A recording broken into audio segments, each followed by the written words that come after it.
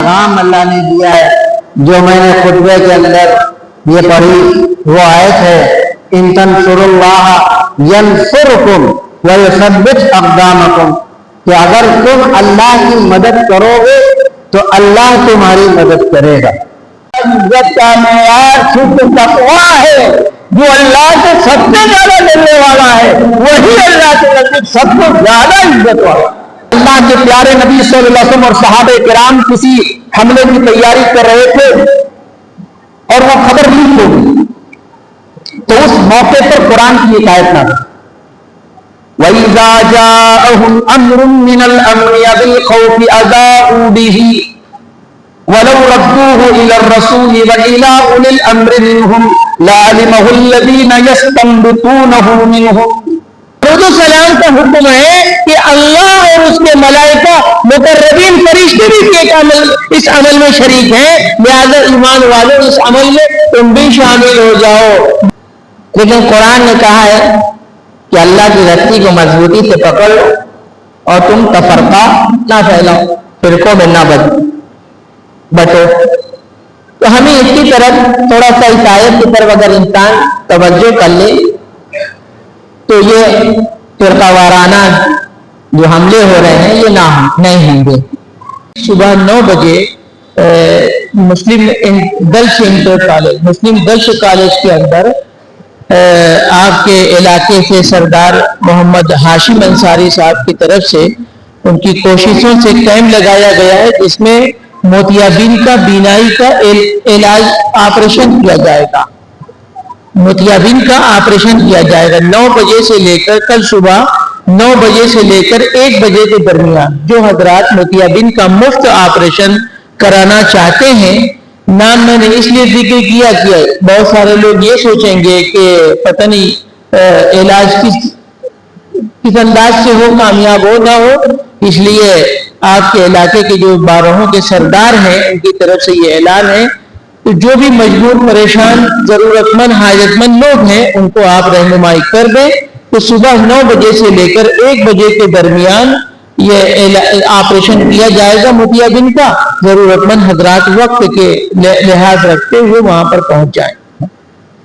ابھی آپ کے درمیان جو خطاب ہو رہا تھا اس میں ایک اہم بات آپ کے سامنے آئی، شاید آپ حضرات نے اس کو بہت ہی غور اور دھیان سے لیا ہوگا کہ ہمیں اپنی مجلسوں کے اندر بیداری پیدا کرنے کے لیے اس کی طرف ہماری توجہ رہے، دین کی جو بات ہم تک آ رہی ہے ہم اس کو سنیں، عمل کریں۔ اس کے لیے ہمیں اپنی مجلسوں کے اندر جب آقا مدنی صلی اللہ تعالی علیہ وسلم کے نام نامی اس میں گرامی کو لیا جائے تو درود پاک پڑھنا چاہیے۔ ایمان والا بندہ جو نماز پڑھتا ہے تو نماز سے ہر نماز کی اخیر میں آپ دیکھتے ہیں کہ بغیر درود کے نماز مکمل نہیں کرتا، درود پاک پڑھتا ہے، التحیات پڑھتا ہے، درود پاک پڑھتا ہے، اس کے بعد دعا کرتا ہے۔ پہلے پڑھا التحیات، پھر اس کے پڑھی بعد درود پاک، پھر اس کے بعد مانگی دعا اللہم انی ظلمت نفسی ظلما کثیرا ولا یغفر الذنوب الا انت فاغفر لی مغفرۃ من عندک وارحمنی انک انت الغفور الرحیم۔ دعا پڑھیں۔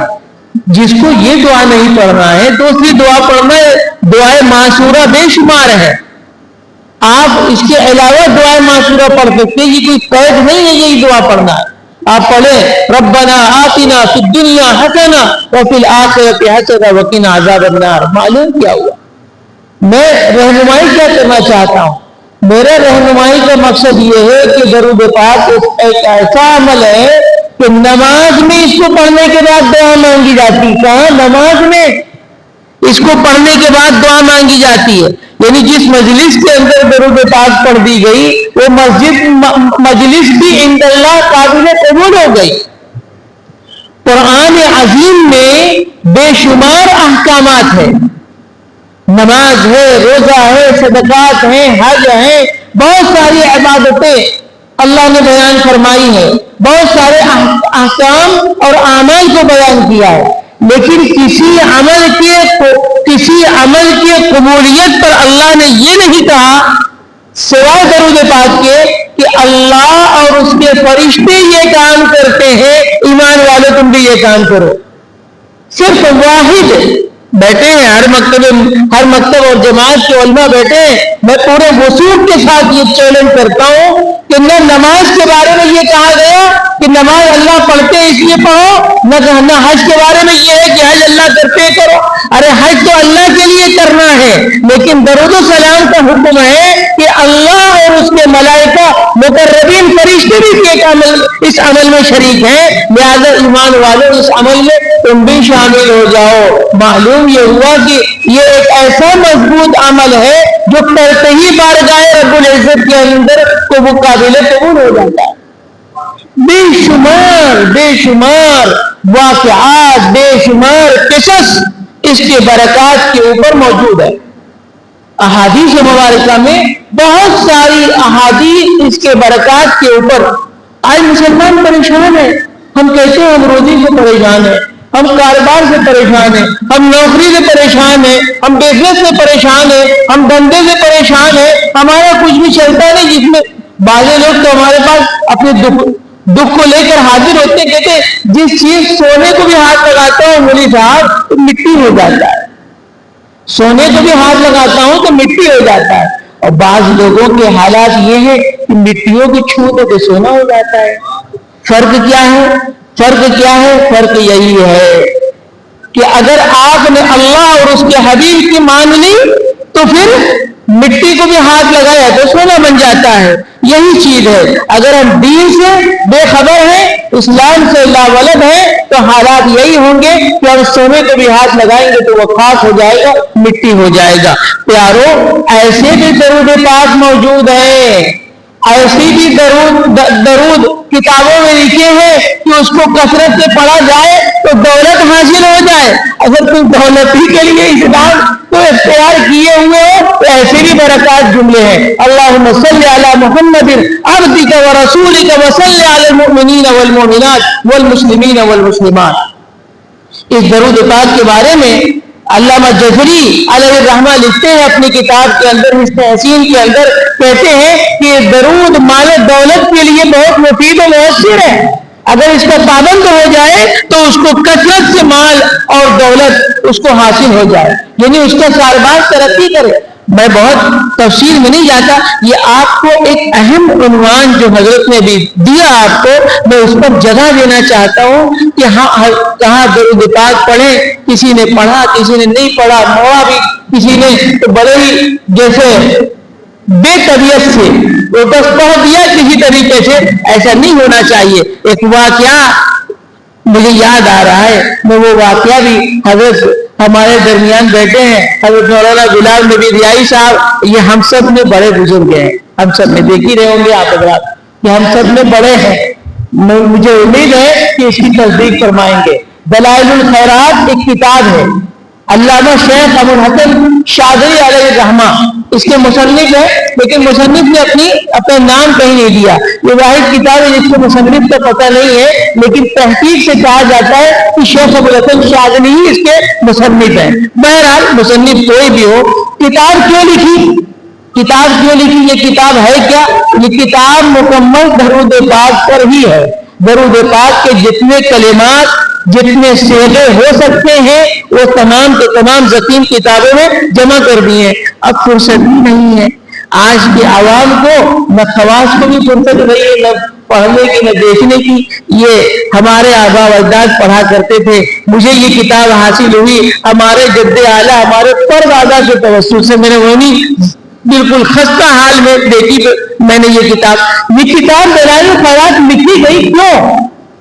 شیخ شاذلی علیہ الرحمہ اس کے متعلق یہ نقل کرتے ہیں کہ ایک مرتبہ سفر میں جا رہے شیخ، اور درمیان میں نماز کا وقت ہوا. ایک جگہ انہوں نے مسجد کے قریب قیام کیا کہ نماز پڑھ لیں، ٹھہراؤ کیا، اور مسجد کے پاس کنواں ہوا کرتا تھا پہلے زمانے میں. اب تو بورنگ کا زمانہ ہے، بڑی آسانی ہے، اتنی ٹوٹیاں ہیں، جتنا پانی استعمال نہیں کرنا اس سے زیادہ گرانا ہے. وہ بھی عجیب نہ ہو سکے. اب یہ عنوان پر ہمارے علماء کرام بیان فرمائیں گے، میں اس میں نہیں جاتا. لیکن اب وہ وضو کے لیے پانی کی تلاش کر رہے ہیں، پانی کو تلاش کر رہے ہیں. پانی کے لیے کنواں تو نظر آ رہا ہے لیکن نہ ڈول ہے نہ رسی ہے، کیسے کیا کریں؟ ڈول اور رسی نہیں ہے، پانی نکالنا مشکل ہے، وضو کرنا مشکل ہے۔ شیخ کہتے ہیں کہ اب جب پانی کی طلب ہے وضو کے لیے، نہ ڈول ہے نہ رسی ہے، نہ ہونے کی، چونکہ میرا بھی مقررین میں نام امین الدین صاحب نے دیا لیکن یہاں آ کر چینج کیا کہ آپ ہی کو جلسہ سنبھالنا ہے، اس لیے میں تھوڑا سنبھال کے کچھ عنوان درمیان میں بول ہی دیتا ہوں تاکہ ہماری بھی تقریر پوری ہو جائے۔ تو آپ حضرات یہ دیکھیں کہ اب وہ رسی شیخ شاذلی ڈھونڈ رہے ہیں، رسی اور ڈول۔ سامنے ایک معصوم بچی آئی اور اس نے کنویں میں تھوکا، تھوکنے کے بعد وہ کنویں کا پانی اوپر کو آ گیا، بغیر ڈول بغیر رسی کے اوپر کو آ گیا۔ شیخ تو حیران کہ یہ کیا ماجرا ہے، میں تو ڈول اور رسی کو تلاش کر رہا ہوں، یہاں پانی بچی کے کنویں میں تھوکنے سے اوپر آ جا رہا ہے۔ پوچھا کیا راز ہے، کیا ایسا تمہارا عمل ہے؟ بچی نے کہا کوئی ایسا عمل نہیں ہے، کوئی ایسا عمل نہیں ہے جس کو بیان کرو۔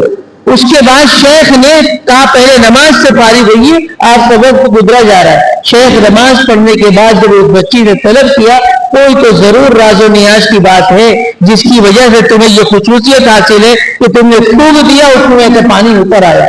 بچی نے بتایا کوئی عمل ایسا نہیں ہے جس کو میں نقل کروں، ہاں ایک بات ہے کہ میں اللہ کے حبیب صلی اللہ علیہ وسلم پر درود پاک کا یہ کلمہ پڑھتی ہوں پابندی سے، شاید اگر برکت ہو تو اسی کی برکت سے پانی اوپر کو آ رہا ہے۔ یہ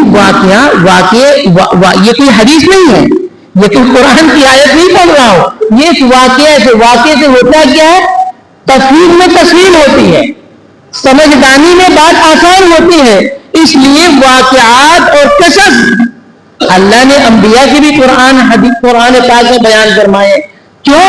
واقعات سے تفہیم میں سمجھنے میں آسانی ہوتی ہے، اس لیے واقعات بیان کیے جاتے ہیں سلف صالحین کے، اولیاء کاملین کے، ان کے تجربات، ان کے مجربات اسی لیے پیش کیے جاتے ہیں۔ آپ اس سے سبق حاصل کریں، دیکھیں کہ کس قدر برکات ہے۔ میں نے جو آپ کے سامنے ایک درود پڑھا کہ اس درود کو پڑھنے سے ہماری دنیا بھی سنورے گی، دین بھی سنورے گا، یہ ہمیں کامیابی بھی حاصل ہوگی، اس لیے ہم درود پاک کو کثرت سے پڑھنے والے بنے۔ اور جو آیت مولانا نے پڑھی ابھی میں نے بھی دہرایا، ان اللہ و ملائکتہ یصلون علی النبی یا ایھا الذین آمنوا صلوا علیہ وسلموا تسلیما۔ درود پاک ایک ایسا عمل ہے، یہ آیت خود درود پاک ایک ایسا عمل ہے کہ آج کل بے چینی اور الجھنوں کے زمانے میں ٹیکنالوجی کی حد ہے، ٹیکنالوجی تو اب حد پار کر رہی ہے۔ کوئی زمانہ تھا کہ بٹن کے ذریعے سے، قلم کے ذریعے سے کام کیا جاتا تھا، قلم سے بٹن آ گئی، اب بٹن سے بھی ٹچنگ آ گئی، دیکھ رہے ہیں نا، بٹن بھی ختم ہو گئی، کیا بولتے ہیں ہم اسکرین ٹچ موبائل رکھ رہے ہیں، جو کچھ ہے وہ ٹچنگ پہ آ گیا، بٹن ختم ہو گئی، بٹن بھی آئے گی تو اسکرین کے اوپر ہی آئے گی، ٹچ کریے اپنا کام آگے کریے۔ ٹیکنالوجی کے اس زیادتی کے زمانے میں کیا ہے کہ انسان بے چین و پریشان ہے، رات میں نیند نہیں آتی، اکثر لوگ پوری رات جاگ رہے ہیں۔ درود پاک پڑھنے کے عادی ہو جائیں گے، رب کعبہ کی قسم آپ کی زندگی میں چین و سکون آ جائے گا۔ درود پاک یہ آیت مبارکہ جو میں نے آپ کے سامنے پڑھی ہے، اس آیت کو یاد کر لے۔ اگر رات میں بے چینی اور اضطرابی ہے، کروٹیں بدل رہے ہیں، آپ اس آیت مبارکہ کو پڑھ لیں، آپ کو فوری انشاءاللہ العزیز نیند آ جائے گی، آپ آگوش رحمت کے اندر پرسکون نیند سونے لگیں گے، اور اللہ رب العزت صبح کو فجر کی نماز کے وقت آپ کو جگا دیں گے۔ تو اپنی زندگی کے اندر چین پانے کا بھی بہترین علاج ہے جو آپ کے سامنے پیش کیا گیا۔ اب میں بڑے ہی ادب و احترام کے ساتھ آپ کے سامنے اگلے مقرر حضرت مولانا عبدالغفار سلفی صاحب کو مدعو کرتا ہوں کہ وہ تشریف لائے اور اپنے مواعظ حسنہ سے ہم سب کو مستفید فرمائے۔